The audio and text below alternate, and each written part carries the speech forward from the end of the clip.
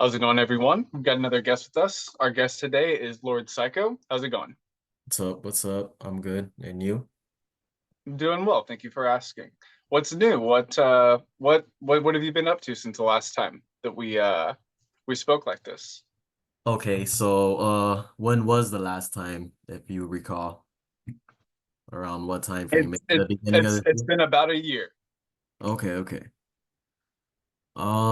So the beginning of this year, uh the end of last year, I started working with Santa Muerte, and that's Okay. been going good. That's been an ongoing practice, probably the most consistent I've been, um, which I pretty much just pray to her, give her offerings, expand the altar, Okay. and it feels like she's been very effective, protecting um and helping me safely manifest the things I want, Okay. Okay. which is a Very little good. bit of a different experience than working with demons. Like Okay. they do similarly, but it could be a little more chaotic, and Sure.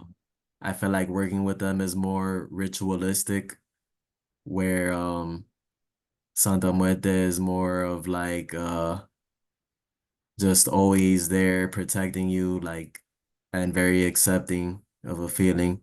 Um Okay. So when you say ritualistic, do you mean like ceremonial, or do you mean like it's a more constant thing?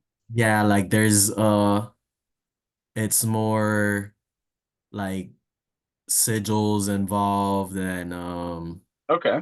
very specific incenses and offerings with each spirit, and association with planets, which you could get into that with Santa Muerte too, but it's less required. Now, when you say sigils, do you mean like using the traditional sigils of the spirits, or are you making your own sigils, or both? Well, when I've worked with demons, it's been the traditional ones. I've never Okay, really made my own, like, channeled one for a spirit, but that seems like a interesting practice. definitely. I enjoy creating and channeling sigils for sure. So you mentioned working with Santa Muerte and some other spirits. Would you care to name any of the other spirits that you've worked with, or that Um, within the last year? yes, yes, I've mentioned a lot of them in the first video, I'm sure, but Mhm. within the past year, it's probably just been Amdusius, uh, Lucifer, and Pazuzu. Okay. Mhm. So I'm familiar with all three of those.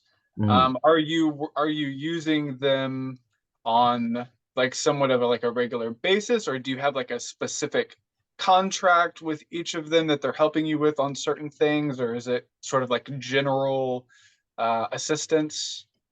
Um, with them, it hasn't been very consistent, to be honest. Like I said, Santa Muerte has been the most consistent I've worked with. Um, but I know also in this channel you get into also like not relying on spirits 100%, which I don't. I Mhm. space it out, and in between I work on manifestation and do different tactics and during those times, but we could get into that too. But um with the demons, like if I feel like they'll help me with a thing that they specialize in, invoke and evoke them, and I do blood magic with them. I offer my blood and different like I set up a altar space for them, and yeah, pretty much. And so, are you using like a lot of people use like a diabetic lancet when they do blood offerings, or are you doing something like that, or are you getting more intense with it? Like, if Yeah, that's something you're willing to talk about. yeah, I won't get too graphic with it, but I cut pretty much Okay. And then you put that on the sigil on the sigil, that whatever material the sigil is carved into or drawn on or painted on. for Okay. sure. Okay. Yeah. So, what sorts of things people typically don't like to talk about things that they're currently working on. So, what sorts of things have you worked on in the past, manifestation wise? You've mentioned manifestation twice. What sorts of things have you successfully brought into your life that you had trouble with before you used magic and Mhm. ceremony? Well, pretty much like a lot of things, like almost anything I want to manifest, I use magic, whether it's on an altar or with a spirit or prayers or affirmations. Like I Sorry try to to, interrupt, but is there anything specifically that you had trouble manifesting as much before you started using ritual and ceremony? Like, is there anything that you found more successful, or easier to manifest, with your ritual and ceremony, or is it just overall like pretty life much is better? everything, Okay, okay, everything by a lot, like good. everything I'm glad has to hear been that. multiplied. But if I'm a list specific things, probably power, knowledge, money, stability, pretty much protection, strength, Okay, courage. so now I got to ask you, Mhm. what do you mean when you say that you've been able to manifest more power? What does that mean to you?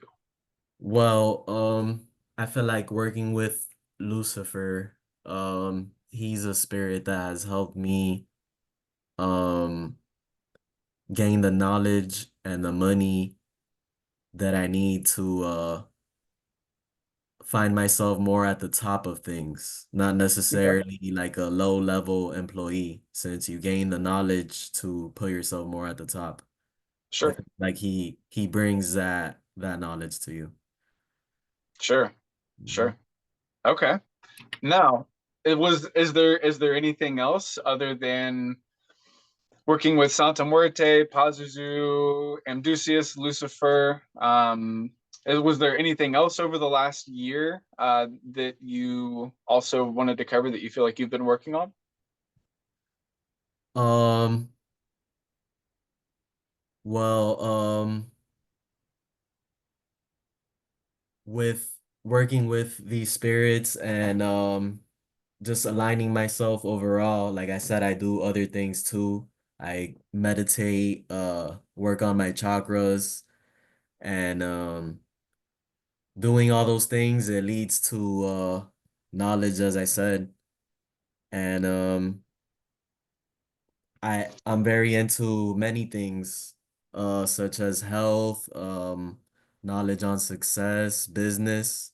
So a new thing I've been working on, with the knowledge and gnosis I've gained through all these workings, is a book which it's called the Bat Manual, and it compiles a lot of these things that I've learned into a very simplified form.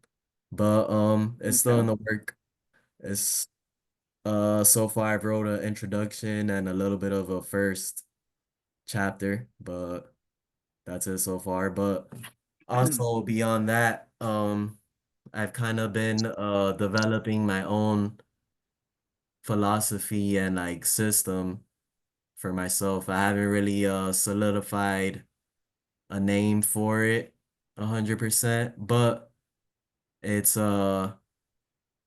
as I mentioned, I've worked with demons, Santa Muerte, and also in the first video I've talked about how I've worked with angels, and like I just said, I work on my chakras, meditate, do a lot of different things.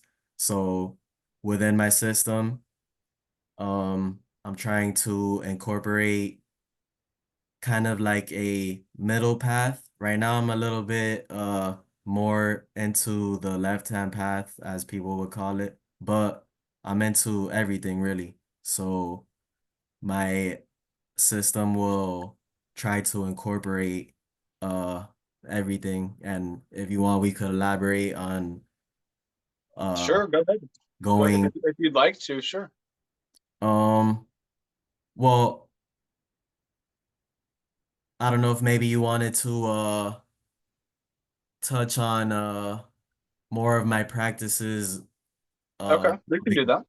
more broad than just the left-hand path as I've touched on so far. Okay, sure. So you mentioned meditation and chakra work. What Hmm. what does meditation mean to you? And perhaps give our viewers and myself some tips and tricks or methods for meditation, Okay, a okay. la Lord Psycho. For sure, for sure.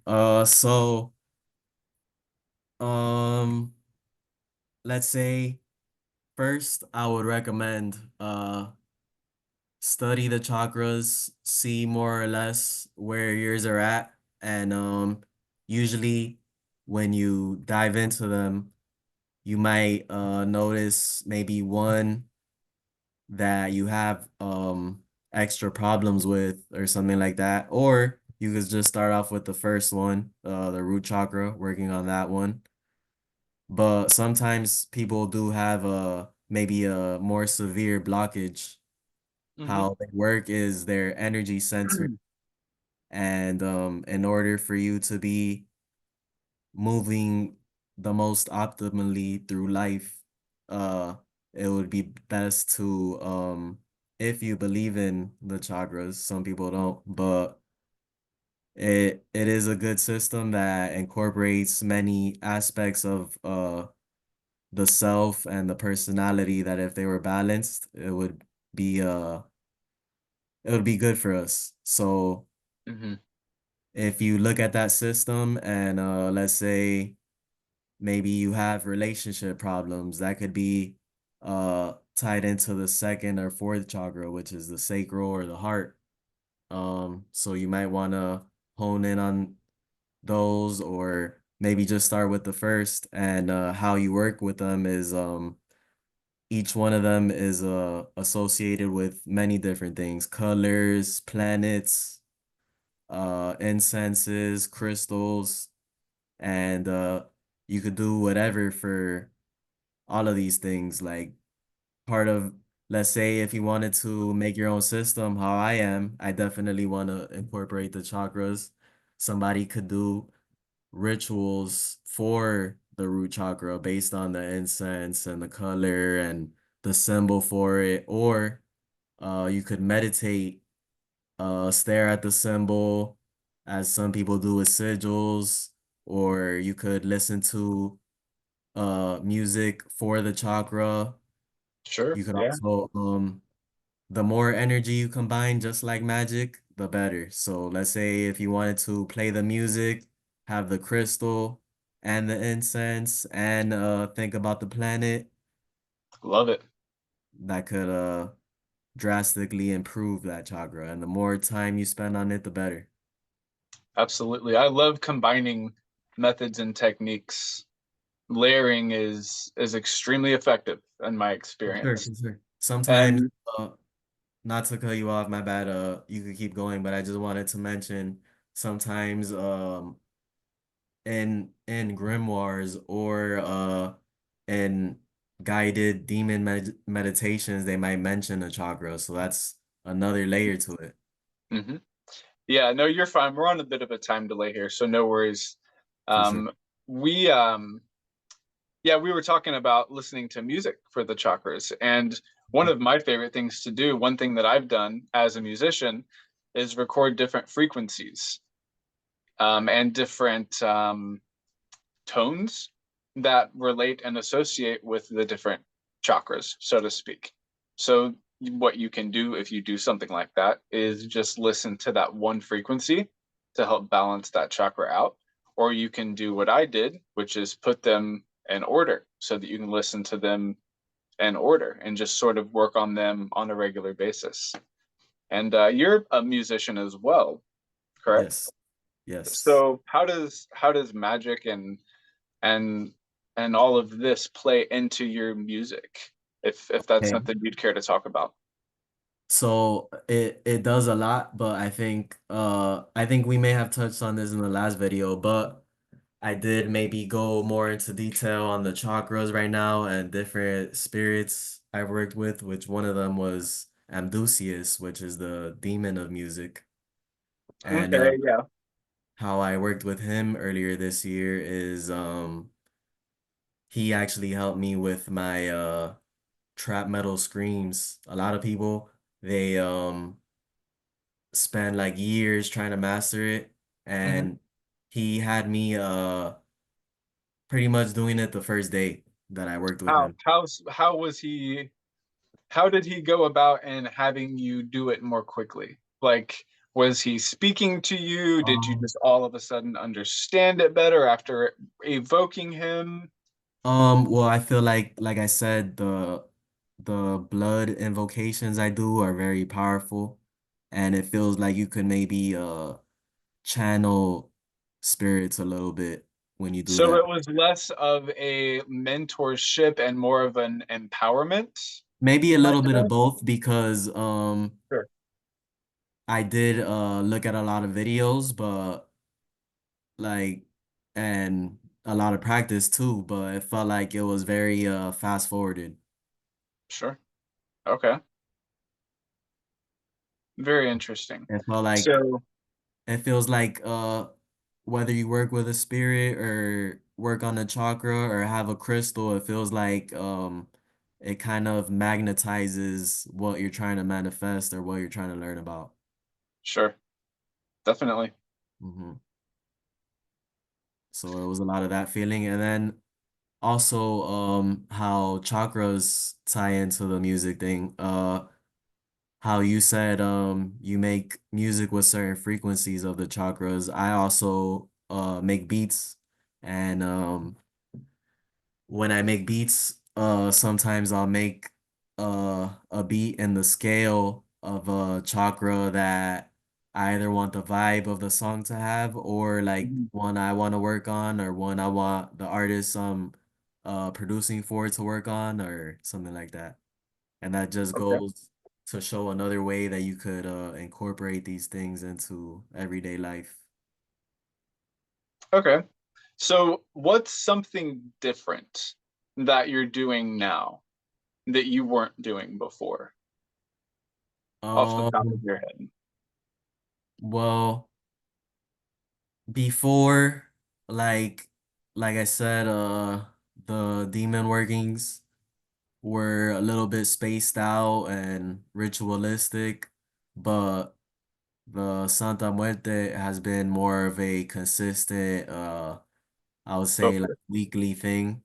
Okay. That it feels like it just keeps me grounded and protected and just getting the materials I want, almost like if it's a left-hand path spirit, but more accepting. Like you don't have to, like with angels, it feels like you kind of have to abide by like Christian morals sometimes. It Some feels like, demons too.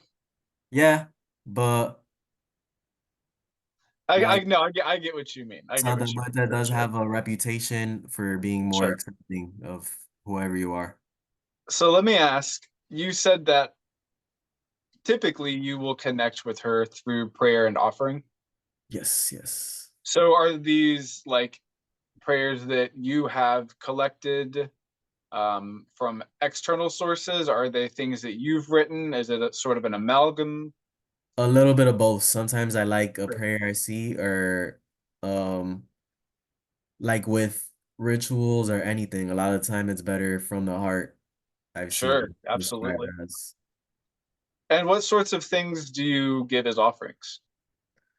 Uh right now I have a good amount of jewelry on there, and Okay, okay, I definitely keep water. They say that that's like the portal that she enters through, and I make sure I keep renewing the water. okay. And incense for sure. Sometimes sage the space, cleanse it. I also clean the room because she doesn't like a messy room. Okay. Yeah, yeah, And this is a weird question, so it's okay if you can't answer it, but yeah. Okay. how do you know she doesn't like a messy room? Like what sorts of Well, ways does she interact with you that makes you feel that way? I've read it, and also like if I get a little like inconsistent with it, it feels like my veil of protection starts like lifting a little bit. Sure, sure, sure. That's pretty typical. I figured that was about what you would say. Yeah. Okay, cool. All right. Well, let's see. What do you think is currently your most important practice that you're doing? Like what practice are you doing either the most consistently, or which one do you think is having the greatest impact on your life? Um, hmm.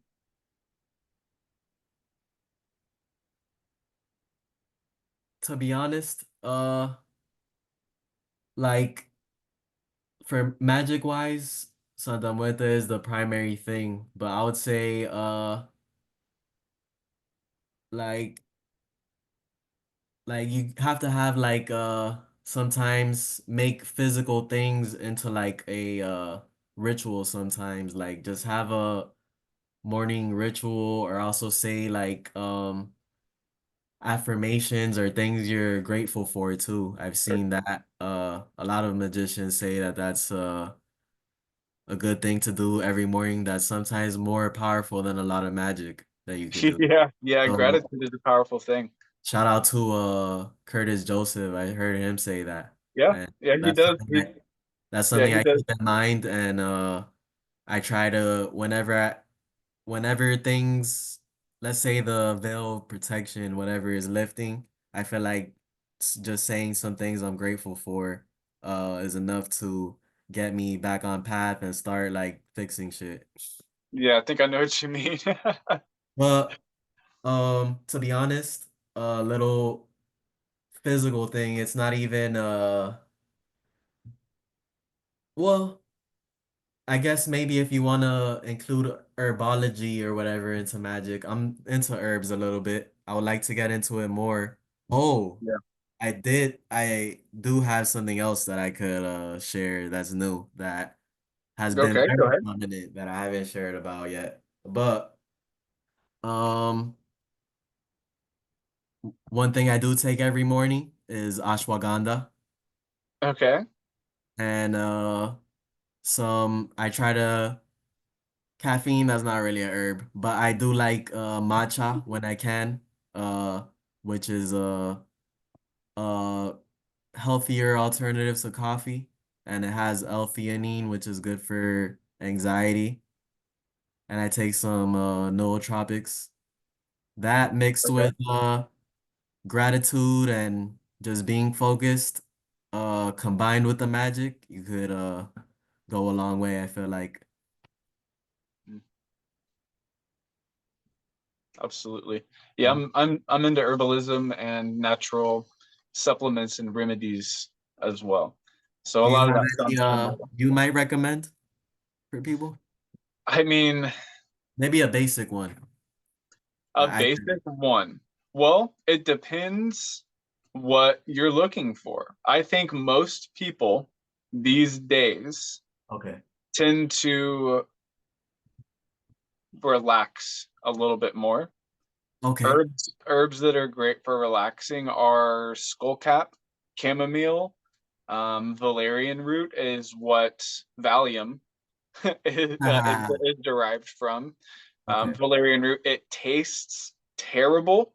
It smells just as bad, but if you grind some up in a mortar and pestle and you steep it, it will definitely have an effect. It's very good for relaxing. So yeah, I think most people just need to slow down these days. So Okay. Okay. if I had to make a general suggestion, it would be something like skullcap or chamomile or valerian root. which I have some of each one of these, and I use them regularly. So, but as always, it has to come with a bit of a like warning, because people have different allergies and people respond to things differently. Certain herbs are diuretics. Certain herbs are abortifacients, which like can make you miscarry. So Yeah. we got to be careful when we're making suggestions. But yeah, all of the ones I suggested, like chamomile and skullcap, are pretty harmless. Moderation in all things. Paracelsus Paracelsus said that something along the lines of the only thing that denotes toxicity is quantity. You can kill yourself with any amount of something. So just be careful out there, everybody. Or also if you're in a state that they don't allow you to have those pills, hey, you might want to watch out with those ingredients. Yeah, yeah, absolutely, absolutely. Other herbs that I might recommend would be things to help with like lucid dreaming and astral projection. Things like Nymphaea cerulea or blue lotus. Yes, I had that one. Mugwort. Mugwort is another good one. You got to be careful with that one. Wormwood and mugwort in small quantities. But yeah, blue lotus, Nymphaea cerulea. I've got some of that. It works wonders. It helps with um, the vividness of the dreams. So the veil is rent more easily, and you're less likely to come back to your sensory awareness. So yeah, I would recommend something between slowing people down a little bit or helping them rest and relax and make a better connection with their dream body, so to speak. But yeah, enough about me. This is about you. Um, Nah, but I like your input on things, and herbalism and shamanism is definitely something as the years go by I would like to dive into. And what this topic made me think of is I actually have a girlfriend now that and also we could get into a bunch of things with that. Uh Okay. so Funny how that works. I I met her the beginning of this year, and then I put her onto, well, she lived in Tampa at the time, and then we were cool in like group chats and stuff, and like she's artistic and into like spiritual things, and Okay. when she came out here we hung out and painted, and then she went back to Tampa, and then I guided her a little bit more with the magic, and she's actually the first girl that like listens to my magic recommendations, so that was already interesting. And then she had like dreams about me for days in a row, Mm-hmm. and so then she, I don't want to put too much of her business out there. Right. Yeah. About what she said about it and whatever. But pretty much like after that she found me interesting, and then we kind of got into like a long distance relationship, and then she moved out here, and now she's out here, and now we're together. Okay. So now I have a partner in crime with the magic stuff, and she's getting into the herbalism side of things, Okay. Very cool. picking Well, up I for my I slack. don't want to ask too many questions about her. Ah, But it's great that you seem to be in a relationship that is working out and mm. benefiting both parties. I guess I can ask, when you say that you guided her, would you share some of the ways in which you did that? Well, I introduced her to my methods of working with Spirit, and she started working with Lilith. Okay. Yes. And ever since then, So you were making recommendations of entities and spirits to work with. yes. Okay. And since then, she's been evolving in her own ways and having dreams about me and just dreams in general. Maybe like with Lilith appearances, but she's still at the beginning of her journey and deciphering what it all means. Sure. Mhm. I mean, I don't think I'm at the beginning of my journey by any means, and I'm still trying to decipher what all of this means. So, yeah, more power to him. Awesome. So, you guys, you met in a group chat, you said? Yeah, pretty much. Yeah. So, was it like an artistic or magical group chat, or was it about music, or was it just a random occurrence? Well, actually, I think we had messaged each other first and then we ended up in group chats together and became closer through that just Okay. talking shit. And there was one that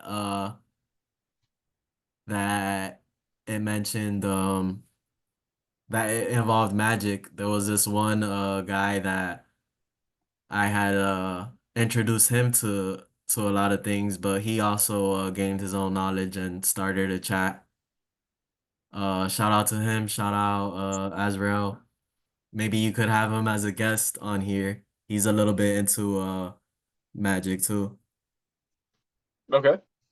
Very interesting. Um, oh, actually, I added you to his chat. The Providence one? Hmm. Yes. Okay. That one, that one, that one. But yeah, so we acquainted ourselves more through there for sure. Very, very cool. Sometimes the only reason I ask is because a lot of times the way that practitioners and artists meet is either in a like by one really big uh, occurrence, or it's like a bunch of little tiny occurrences, which is like, okay, there's some type of gravity between us. So, yeah, that's very interesting. Hmm. Hmm. So, thinking back over the last year, is there anything else that you felt was worthy of covering that you wanted to mention or bring up? Well, also, a funny thing is that the rose quartz crystal, uh, I had got it for my boy that's my age, 26, and he's never had a girlfriend, or he had never had a girlfriend, and then he got a girlfriend after I got him that, and then he got me one, and then I got this girlfriend. So pretty interesting. Very interesting. And right So, now, another thing I guess I could include. I do like to maybe sometimes carry crystals around or keep it in my car or even use it on the altars or just put them wherever I can that they're useful for. And right now I carry a pyrite. It's good for okay, money, protection, pretty much, and grounding. turning, yeah, Yeah, it's ground, good. and Yeah, turning negative energy to blood positive. flow, circulation. Yeah, it's good for all kinds of stuff. Oh, leadership energy, solar energy. It's also fool's gold, though. Don't forget that. Okay, okay. Sometimes generational thought forms and egregores can affect things if we're not careful. But as long as you're cleansing your shit and as long as you're charging your shit, I'm sure you're gonna handle it.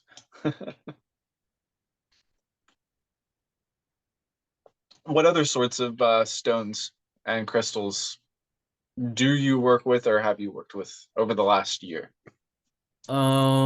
That has been pretty broad. I've been into crystals since I was like 17 and Mm, I okay. just pretty much go to a crystal store and either pick one out that calls to me, like I like the look or whatever it is, or I look into maybe, as I said earlier, the chakras, see Hmm. if for example, Jasper, red jasper, that's good for the root chakra. Mm-hmm. Carnelian, the Mm-hmm. sacral. Mm-hmm. Citrine, the solar plexus. Mm-hmm. Jade, the heart. Mm-hmm. uh Lapis Lazuli, I think it's called, the throat chakra. It's pretty Mm-hmm. much correlated by the color. A lot of times it is, yeah, absolutely. Um, but yeah, a lot of those that I mentioned I've had. Right now I have the pyrite, the rose quartz, as I said, is good for the heart chakra and love. Um, there's some cool exotic ones too, such as bloodstone jasper, Mm-hmm. which is red jasper, but then also it has like a green one. I forgot Mm-hmm. which one. I have But the several green pieces part, of that. yeah, it's cool. And Mm-hmm. let's think, what's another one? Serpentine. I've Ser- got a few pieces of that too. Yeah, I've got a Serpentine is actually bloodstone, good for super bloodstone here. It's that's a like red and green. I love it. It's very serpentine cool. is good for the root chakra as well as all the chakras and connecting It's good with for spirits. Kundalini energy. Yeah, Yes, absolutely. there's a lot of interesting ones. Absolutely. And what Yeah. I do, I said how I pick it, and then like I said, it could be used for many things, but a lot of the time, if I need a specific one, I'll carry it on me. Yeah. Okay. So do you just like put it in your pocket or like do you have like a bag that you put it in or A some people little, have like a little I'm juju I'm a notebook like reveal a secret Lord Cycle tip that I've never seen anybody mention it. I only say it to people in person. Mhm. Uh, but this little pocket right You're here, it's blurred. Are you blurred, talking I know, the but you can coin see more or less. But the little tiny the coin pocket, pocket? Yeah, yeah, yeah. I keep it in there. Hmm. Yeah, that's a good place for them. Mhm. Definitely.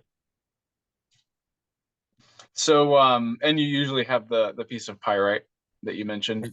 Right now, that's what I try to keep on me daily. Sometimes I forget it, and then I feel not protected, and it's like, damn, I should have brought that shit. Yeah, yeah, that is one of the things. That's one reason they call things like that trappings, because Mhm. they can definitely make people feel like they're missing something when they Yeah, don't have them. you can't be too paranoid about it either. I'm not gonna not have it and then feel like it's the end of the world.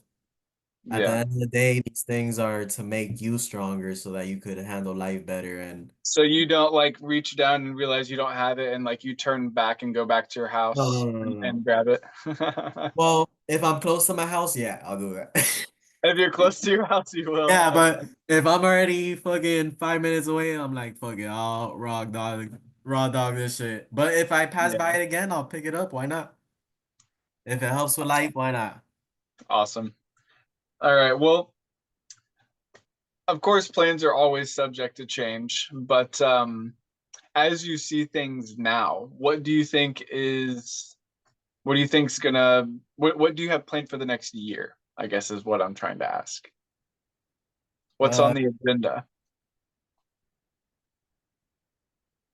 um, I definitely want to keep being consistent with Santa Muerte, maybe evolve with that, Okay. and get into herbalism, shamanism, keep expanding on the chakras, keep them healthy, be healthy physically. Uh,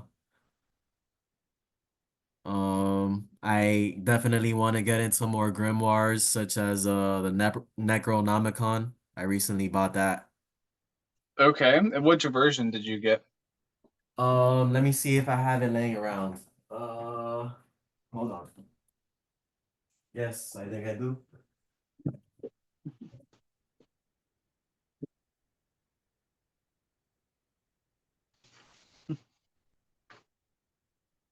Okay, so I don't know if you could maybe tell me which version this is. Yeah, I think it's called the Simon Necronomicon. That's the same one that I have. It's it's if you take it seriously, it can be very effective. I'll say that much. Okay. Do you have any tips on working with it? Work on your focus and concentration. Work on your vibration, like your intonation and your vibration. Um, and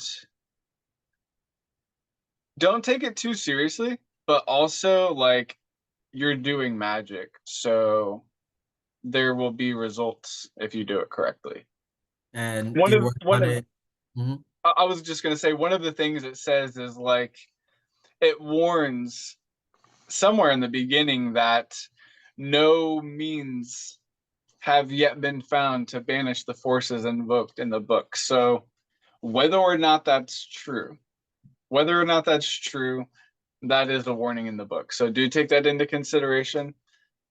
I would probably be remiss if I didn't mention that. But other than that, be smart, be intelligent, um, take it step by step, and yeah, it's worked for a lot of people that I've spoken to. Most people don't take it seriously. A lot of people I've spoken to have had results. Yeah, So some take it pretty serious. That's why I got it. yeah, it's kind of funny. Here's a little anecdote. When I actually bought this version, I think I got this from Borders back when Borders was still a thing, but it might have been Barnes and Noble. I bought the book. It says here it was $7.99. I bought the book, and the cashier looked at me. He was like a middle-aged dude. Looked like he played like Dungeons and Dragons, maybe. And he looked at it and he looked at me and he said, "You know this isn't real, right? This doesn't actually work." And I think I said something along the lines of, "It depends what you mean by work," um, because it's people have different approaches with magic. So, I mean, am I going to physically summon Cthulhu? Like, no. And that No. might have been what he was Yeah. warning against. But to say that it doesn't work, I don't know if that's something I would tell somebody. But it's kind of funny when I think about that. For sure, for sure. But I feel like that he'll probably say the same thing about a Goetia book or something. Sure, Like probably maybe so. he's that type of person. Which yeah, these things are not gonna physically manifest unless you somehow strengthen your third eye to that level or something. But a lot of this stuff is mental and ethereal and astral. Hmm. Yeah, and you can expect to. I mean, the book describes the entities. Like you're not gonna like evoke these creatures for like healing and compassion, you know. So I guess that's my Mm. next question is Okay. what attracts you to the Necronomicon? Like what about it? I don't Um, even know anything about it, but I know Pazuzu's in it. okay. Yeah, yeah, yeah. Okay. Pretty much. Well, Like I'm a complete beginner to it. okay. Well, I hope you enjoy it. There's a very interesting story, myth, legend that runs through it. But there's also practical ceremonialism that happens as well. You can use it as a blueprint very, very easily. That's interesting. I think That's that's what a lot of people do. I think it is as well, but we have to be careful doing that because things can get lost in context. But like I said, Okay, okay, okay. be smart, take things slowly, and use whatever form of protection you feel is necessary. And like I always say, intention is 9/10 of the issue. You know what I mean? Like we create filters with our intentions. So are they 100% perfect filters? Probably not, but they are filters and they do focus. Uh, my bad to flip a question on you, but I'm a little bit interested. You could keep it brief if you want. Sure. But when you've worked on this book, has it been more of a pathworking or ceremonial? And maybe could you share maybe a little bit of a profound experience you've had with a spirit from it or something like that? This sounds so cliche. Um, but I honestly don't know if I want to share what the results were Okay. physically. I can share what I Okay. did, and Okay. I can share a little bit, but when I think and when I talk about the physical things that occurred during and right after my working with this version of the Necronomicon, when I actually say it out loud, I catch myself thinking like, am I actually talking about this? Am I actually speaking about this out loud? Because it sounds so ridiculous. So I will Yeah, keep it share more. as little bit about it as you want. Okay. Your channel, go So ahead. I used it mentally Okay. and astrally Okay. as the actual myth and story played out. So Okay. I was actually imagining the story play out as a path working Okay. in my mind's eye, and I was allowing the philosophy to unfold. So you Okay. might say I worked with it in wind and water. I allowed the psychology and the philosophy to play on me and to become a part of me. I imagined the things happening in my mind's eye, and I made myself a part of it, with my water, with my astral Mhm. capacities and parts of my being. And once I went through the entire book that way, Okay. I decided to, which I kept a journal on all that, by the way. I always recommend keeping some sort of video or voice log or bullet point journal of your methods and techniques and what happens after.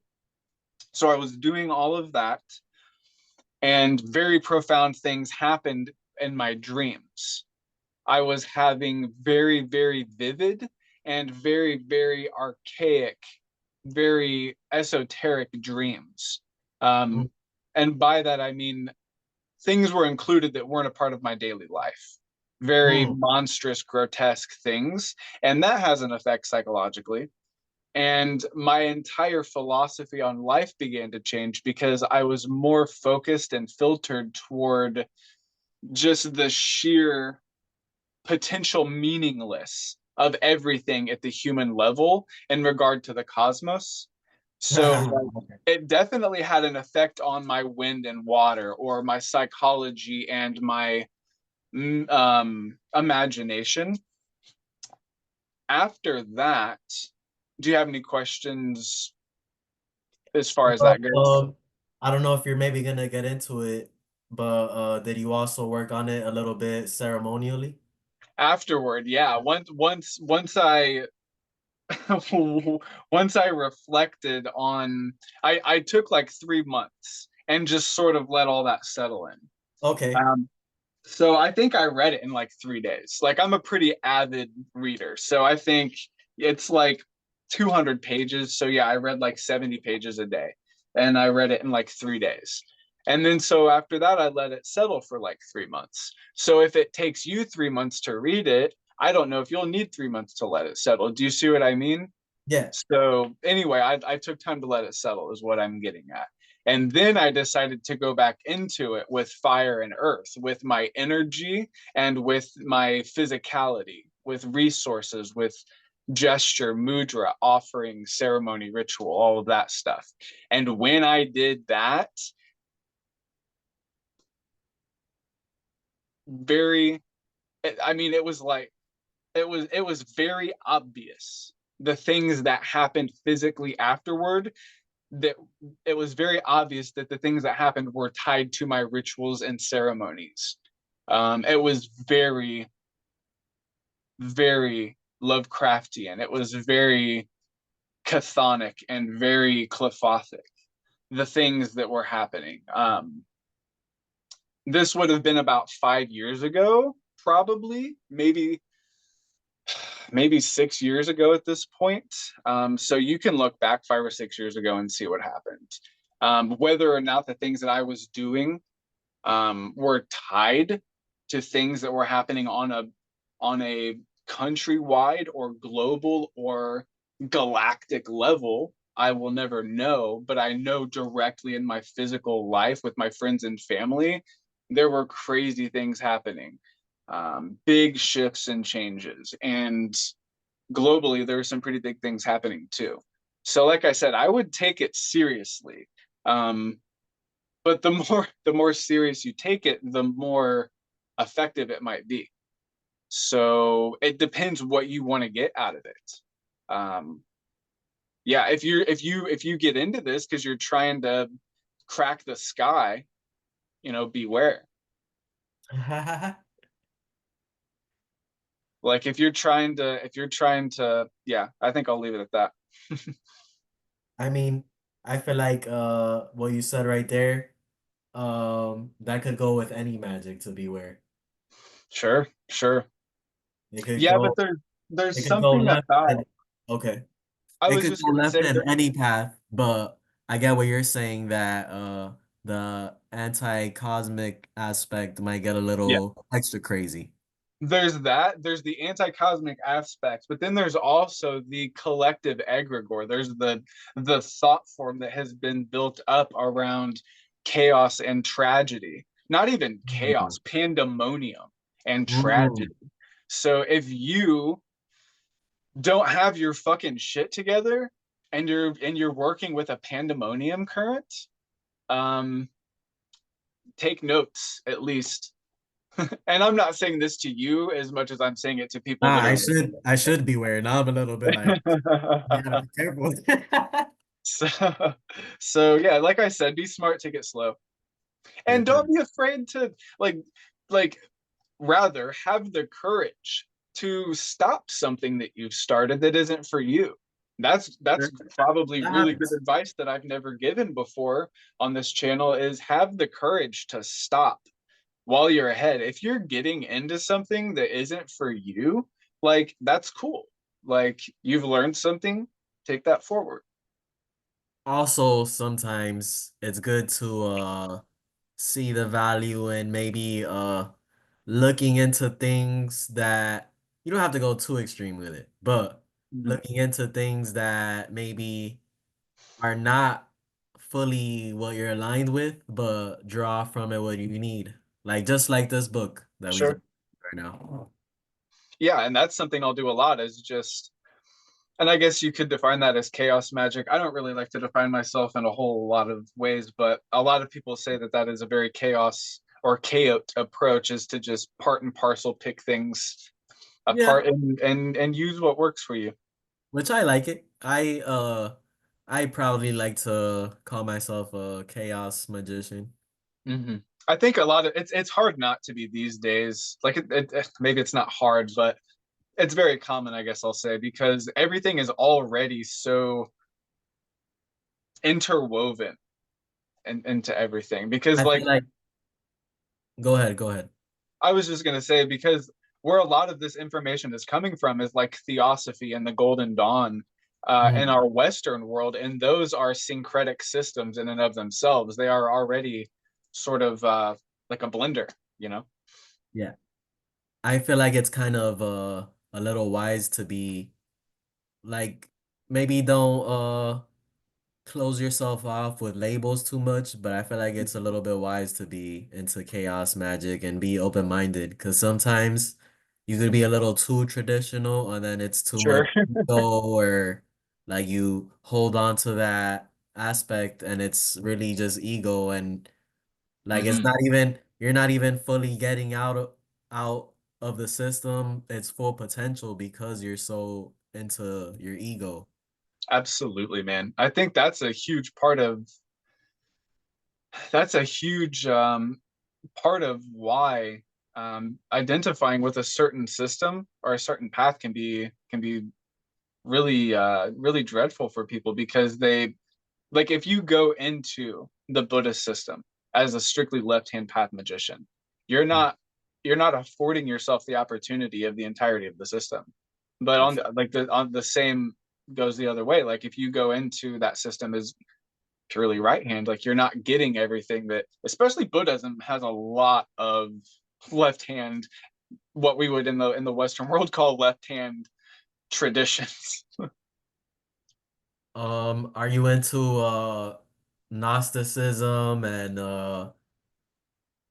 anti-cosmicism and chaos Gnosticism and all that? And how do you see that? We'll define into, like, have I studied it or do I practice it? Both, both. Okay. Gnosticism, I have looked into um, enough that I feel familiar with its concepts, but not as much as I would like to. Okay. I've read a bit of the Nag Hammadi scriptures, and I've read a bit of why I'm drawing a blank right now. The Hermetica. I've read the Corpus Hermeticum and a few other things. But I'm drawing such a blank right now. I would like to read more on Gnosticism. As far as practices go, a lot of my practices probably align with Gnostic approaches in the idea that there is something holding us here. Mhm.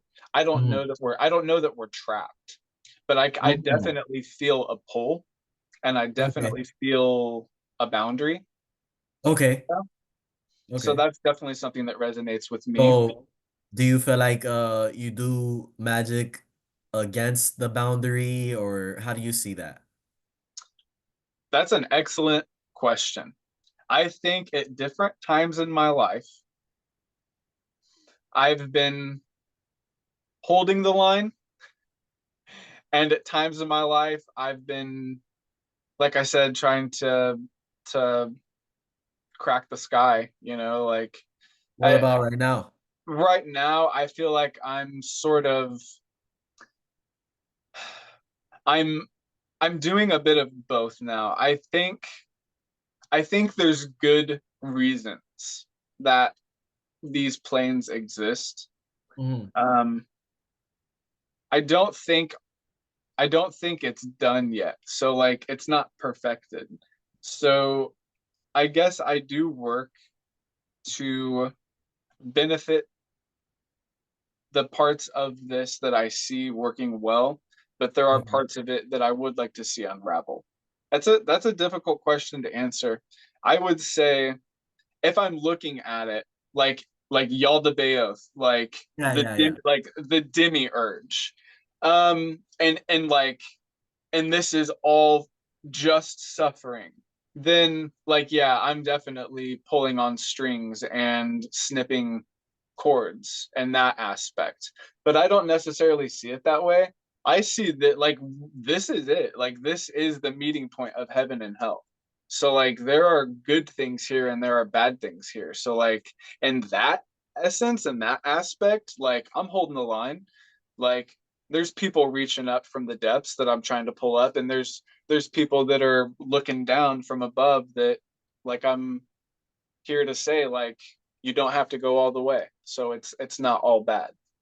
I feel like maybe diving a little bit into that and learning more about it has changed my approach to magic within the Mm-hmm. last year. I didn't get into that, but I haven't Okay. gone too deep into it. But um last year I feel like I was more middle path, like you said, maybe holding the line and doing a little bit of both. But I feel like maybe this year it's been more like trying to clear illusions for myself and Okay. everybody.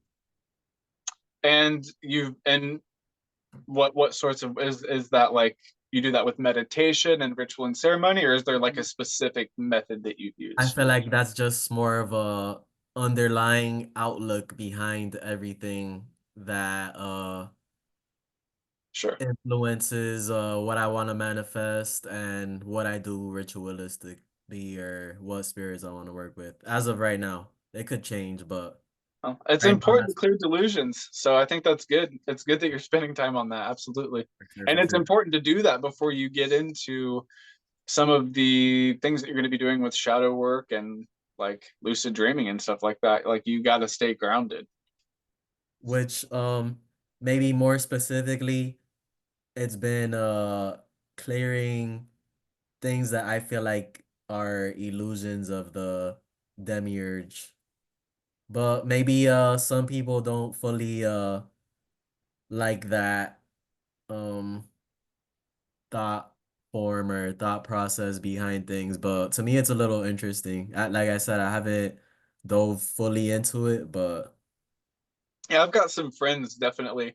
I would even go as far as to say I've got a handful of friends that are relatively Gnostic in their approach. Some of them are traditionally Gnostic, some of them are like Sethian Gnostic. And there's definitely utility in there and my personal practice and in my perspective. So it's like I said, it's definitely something I want to look into more, but I am somewhat familiar with it. yeah, and to go deeper into that, there's also like satanic Gnosticism, which is like Hmm. against the demiurge, which that's maybe the more correct title for um what I've been looking into a little bit more. I feel like it's interesting. It's pretty much like all the left hand path shit, but um pretty much kind of how it is kind of like you said, cuts the strings of the demiurge a little bit, the illusions of it. Yeah, and that's why I don't really like call myself like left or right. Like I guess I say I'm middle sometimes, but like it really depends on your perspective of why we're here, what we're doing here, but also like whether or not it's beneficial that we're here. And I think people that view this place as suffering, like that definitely affects their magic and and their life. I don't view here as suffering, but I feel like in order for things to change, like I feel like a lot of illusions need to be cleared. Like just Sure. kind of how things have been changing with CEOs and things like that. I feel like that plays into like They've a been changing, yeah. yeah, yeah, yeah. All right. Well, so basically working more with Santa Muerte, hmm getting more into herbalism, studying shamanism more, Yes. and staying focused on health and balance with your chakras and things like that, and potentially getting into the Necronomicon. Was there anything Yes. else that you? We could touch on something else real quick. I've also been into I said earlier I haven't made sigils for a spirit, but I have been making sigils Okay. to And what manifest method have you been everything. using to do that? I don't know what you would call it exactly, but it's the one that Well, you tell us about it. Tell us about the process. okay, so what I do is maybe we'll have the notebook laying around. I think I do. Um nope, this is not it. Oh, wait. Yes, I have it here. So this is a sigil I made for somebody. I don't know if Let's see if we yeah, can see it. my screen is a little blurred, my bad, y'all. But That's I interesting. I wrote down my associates and I elevate daily. This is a sigil I made for somebody. And pretty much I like to put a sentence in present form.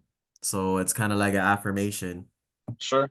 And I cross out the vowels and the doubles, and then below it, I write down all the letters, and then below that, I deconstruct them into lines and what they are. For example, M, I'll break it into one, two, three, four lines that it is, and Hmm. then once it's all deconstructed, I make that into a shape or a sigil.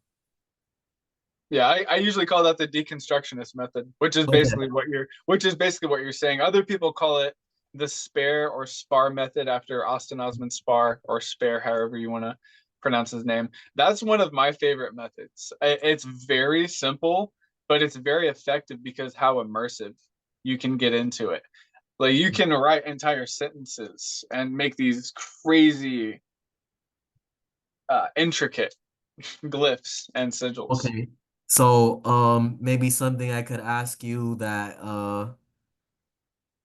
could help me as well as whatever practitioners are listening. Do you have any tips for getting more advanced with the design of the sigils? Like, let's say I do the deconstruction method, but maybe have you made any spins to it, like incorporating planets, or has Oh, the Necronomicon or different grimoires, maybe like the designs of different sigils, have they influenced your deconstruction method? this is probably a whole video in and of itself. But A video I'm looking forward to because this is one of the questions I I want. have a basic video on sigils, but perhaps I will make a more advanced video. Yes, Um, so one thing that I like to stress is it's not always how technical or cool the sigil looks. for sure, One for sure. Another thing that you can do is take into consideration what you're putting the sigil on. Like it could be on gold foil, or it could be carved into a very expensive chunk of mahogany or Mm. of obsidian or something like that. Another thing that you can do, and something else that I've done, is grind up herbs and resins and things, and you can use essential oils to make an ink with which to draw the sigil in. Another thing that I've done, I have a special like pin that I've made out of a porcupine quill and a feather that I found while I was doing a ritual. It's kind of interesting. I went into the woods and I started clearing out a circle. This was years ago, and I was clearing out a space in the leaves. It was autumn at the time, and in the very center of where I got to, where I was clearing out the circle, I eventually cleared out the middle, and this feather was laying right in the center of where I decided to make my circle. So this feather has always been kind of special to me. So the pin with which you draw the sigils in can also be charged or special or um, relevant Mhm. to the correspondences as well. So yeah, there's a few tips there. I've dripped candle wax onto parchment paper to make sigils. What else? Yeah, there's all kinds of things that you can do with sigils. Um, I'll have to make a video on Okay. that because the video that I have on sigils now is just very basic sigil crafts. I do have another question on sigils, which of course you could get more in depth with it on your video, but it's a question that maybe you could answer a little briefly. Um, so let's say I want to make a set of sigils. There's like a word for it, I'm forgetting, but A shoal. yeah, I think that's it. Hmm. I think there's another word too. I'm There's not, probably several, but I yeah, think the most like but I've buzzword seen it right now is described shoal. as pretty much like AKA that, pretty much. Okay. Okay. Uh, so let's say I wanted to do that because as I get more advanced, not only with the design, another way I want to get advanced with it is incorporating it into art, as well as a ritual too, but just intertwining the two. Um, what would you recommend as far as maybe do you make like when you've done that, I know you do it, do you make like a main one or do you make a group all equal importance or how does that work? Man. So It depends on the intention, which Okay. is like a one of the most general answers I could possibly and shallow answers I could possibly give, but it's also really true and it's really important to consider. Most of the time, if I'm going to do something a like mass glyph or sigil or something like a shoal, it's something that is for for something that I've had a hard time manifesting already, which doesn't happen too often. It doesn't happen often enough where I can think of something off the top of my head, but it would be something like that. And it would be like I said, it depends on what the intention is, but it could be I would add a new sigil every day, or I could add a new sigil every Tuesday if it has to do with Mars or um, causing very quick or abrupt change.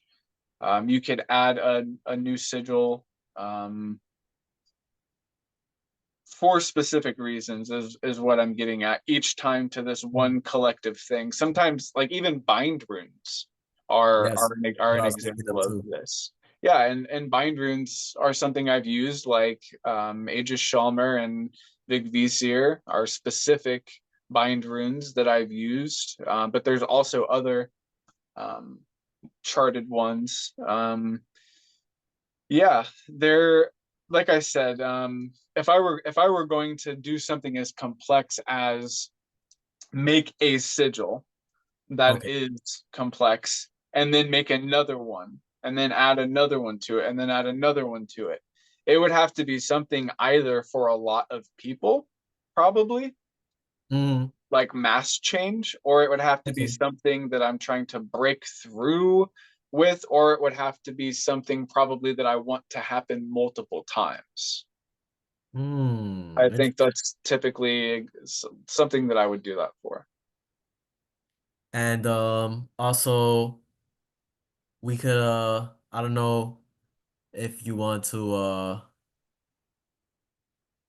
what's your time looking like, but um I've still got some time. I don't want to keep you too long. so you said you've got into bind runes and sigils, of course, shoals of sigils. Um, have you ever made a sigil set that you keep permanently and maybe use in different workings that you've made? Yeah, actually, yeah. There one pops into my head right away. Mm, There are certain runes, or not runes. I was going to get into runes, but there are certain sigils that I have made. Like I said, I keep track of most of my workings, if not all of them. okay, for sure, for sure. There were certain sigils that were more effective than others, So you've and reused it. so I will reuse them. And one example of that is when I make prosperity candles, I will use the same four sigils Right. around the quarters of that candle, and I'll carve them into that and add herbs correspondent Ooh, to ooh. prosperity or wealth or whatever. Or if it's um, just something I'm whipping up real quick, I like to use glass pillar candles and paint markers a lot. Um, you can do that pretty easily. So yeah, I will either shoal them together on the bottom of the candle, or I will carve them at the quarters of the candle. Um, that's yeah, off the top of my head, I've definitely done that, and one of the times I'll do that is specific things that have worked in the past. I'll use them again. And where do you differentiate using those and bind runes? So a lot of times it depends on the client. If the client has more of an affinity for runes, as opposed to like Western ceremonial magic. Sometimes I'm more partial to the runes.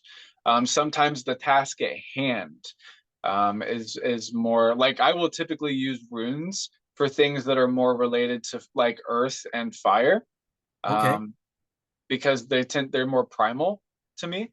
So okay. like causing physical change or causing an energetic change, so to speak. So I'll use a bind rune, like and depending on what it's for, like if it's like if I'm shoaling this bind rune every Tuesday, like I mentioned, because it's for like a martial type of energy, then I'll use runes like Thurisaz or Tyr. Um, I'll use runes that are from the warrior et or Tyr, so to speak. Make the runes correspondent. If it's something for strength, I might use like urus, and I might use yeah, you get the idea. Make it correspondent to what you're doing. Have you ever made your own runes? Yeah, I actually have two. I have at least two systems or alphabets.